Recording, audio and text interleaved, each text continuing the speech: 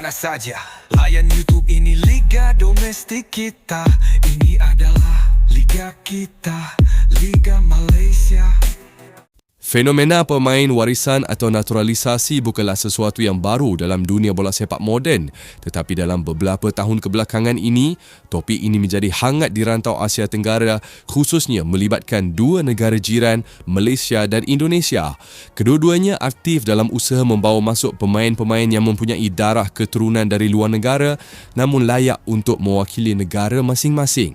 Sejak beberapa tahun kebelakangan ini, negara Malaysia semakin menjadi perhatian kerana projek pemain warisan yang digerakkan di bawah Revolusi Harimau Malaya dengan pengaruh besar dari Tunku Ismail Ibni Sultan Ibrahim atau lebih dikenali sebagai TMJ. Projek ini telah membawa masuk beberapa nama yang kini menjadi tonggak skuad kebangsaan, termasuk beberapa pemain yang lahir dan membesar di Sepanyol. Walaupun pencapaian ini sesuatu yang membanggakan bagi penyokong Malaysia, ia turut mengundang rasa kurang senang dari sebahagian penyokong Indonesia. Di media sosial, pelbagai tuduhan dilemparkan terhadap TMJ dan Malaysia, termasuk dakwaan kononnya status pemain warisan ini dipalsukan atau lebih melampau, tuduhan kononnya Malaysia membayar FIFA untuk mempercepatkan kelulusan. Tuduhan ini sering diulang tanpa bukti kukuh, seolah-olah ia adalah kebenaran mutlak. Namun apa yang lebih menyedihkan, mereka tidak menyedari bahawa TMJ sendiri pernah membantu Indonesia mendapatkan seorang pemain warisan berdarah Sepanyol tanpa sebarang kontroversi atau tuduhan yang sama ketika itu. Pemain yang dimaksudkan adalah Jordi Amat, seorang pertahanan berpengalaman yang kini menjadi salah seorang tonggak skuad Garuda. Kisah ini bermula apabila rangkaian pencarian bakat JDT di Sepanyol mengenal pasti profil Jordi Amat. TMJ sudah lama membina hubungan erat dengan klub-klub di La Liga dan memiliki akses terus kepada data dan maklumat pemain. Ia adalah sesuatu yang jarang dimiliki oleh tokoh bola sepak di rantau ini. Melalui rangkaian ini, maklumat tentang latar belakang Jordi Amat diperoleh, termasuk fakta bahawa beliau mempunyai darah keturunan Asia yang berasal dari Indonesia.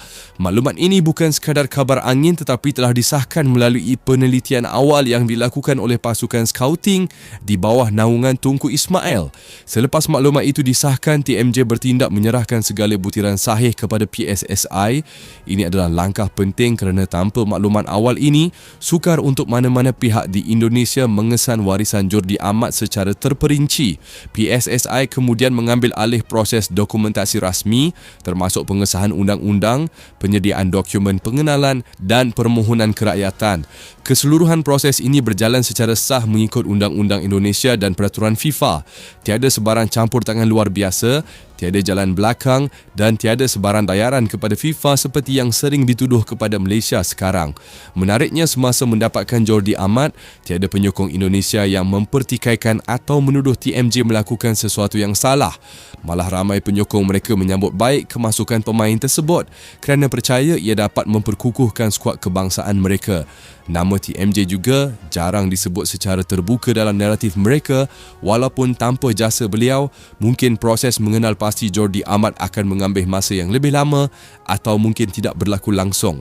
Sebelum Indonesia memiliki pemain warisan yang banyak seperti sekarang, Jordi Amat adalah individu terawal yang telah disahkan sebagai warisan Indonesia ketika itu. Bila kita bercakap soal tahun 2022, itu adalah tahun di mana Indonesia mula bangkit sehingga meraih kejayaan seperti sekarang. Inilah fakta yang perlu diketengahkan oleh mereka. Apabila TMJ membantu Indonesia, tiada kontroversi, tetapi apabila TMJ menggunakan kemahiran dan rangkaian yang sama untuk membantu Malaysia, tiba-tiba pelbagai tuduhan dilemparkan. Hakikatnya fokus TMJ di Sepanyol bukanlah sesuatu yang baru. Sejak sekian lama baginda melihat Sepanyol sebagai pusat bola sepak dunia dengan kualiti latihan, falsafah permainan dan tahap kompetitif yang tinggi. Sepanyol juga menjadi lokasi strategik kerana wujudnya ramai pemain berdarah kacukan yang mungkin mempunyai kaitan dengan Asia Tenggara. Dalam konteks Malaysia, strategi ini membuka peluang besar untuk membawa pulang bakat-bakat yang sesuai dengan DNA bola sepak tempatan. TMJ membina rangkaian skaut yang kuat di sana, bukan sahaja untuk mencari pemain untuk JDT, tetapi juga untuk menyumbang kepada pembangunan bola sepak Malaysia secara keseluruhan. Namun ketika Malaysia mula memperkenalkan beberapa pemain warisan dari Sepanyol yang mempunyai darah Malaysia, naratif di media sosial mula berubah.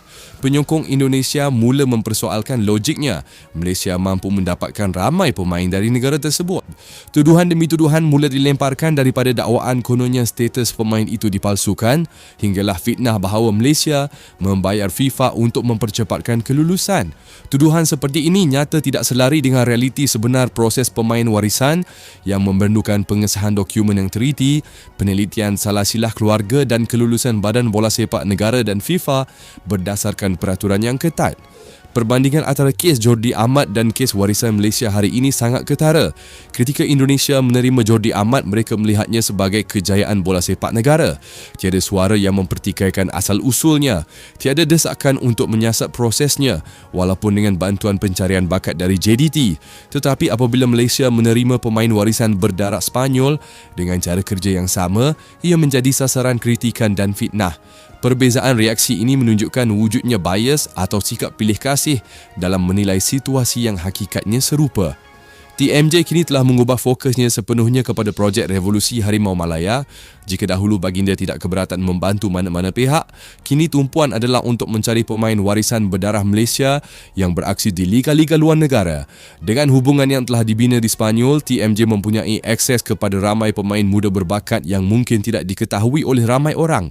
Ini termasuk pemain yang mempunyai darah Malaysia melalui ibu bapa atau datuk neneknya, tetapi lahir dan membesar di Eropah. Bagi TMJ, projek ini bukan sekadar tentang membawa masuk pemain berprofil tinggi. Ia tentang membina skuad kebangsaan yang mampu bersaing di peringkat Asia dengan gaya permainan moden. Pemain warisan dari Sepanyol biasanya memiliki asas teknikal yang kukuh, penguasaan taktikal yang baik dan pengalaman bermain di liga yang kompetitif.